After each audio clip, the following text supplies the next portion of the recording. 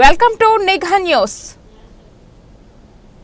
నెల్లూరు జిల్లాలో రబీ రెండవ పంట సాగుకు అవసరమైన నీటి విడుదలపై ఇటీవల జరిగిన ఇరిగేషన్ అడ్వైజరీ బోర్డు సమావేశంలో తీసుకున్న నిర్ణయాల మేరకు ఆంధ్రప్రదేశ్ దేవాదాయ ధర్మాదాయ శాఖ మంత్రి గౌరవనీయులు శ్రీ ఆనం రామనారాయణ రెడ్డి గారు 7/5/2025 బుధవారం ఉదయం 9:30 గంటలకు సోమశిల జలాశయం వద్ద సాగునీటిని అధికారికంగా విడుదల చేయనున్నారు.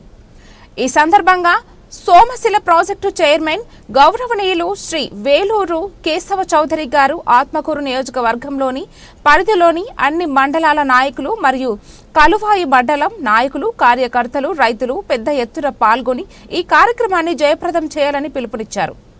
ఈ నీటి విడుదలతో తాగునీటి అవసరాలు తీరడమే కాక రైతుల సాగుకు గణనీయమైన మద్దతు అందుబాటులోకి రానుంది. ఇది తెలుగుదేశం ప్రభుత్వం రైతుల పట్ల ఉన్న నిబద్ధతకు, ప్రజల సంక్షేమంపై ఉన్న దృష్టికి ప్రతిబింబం.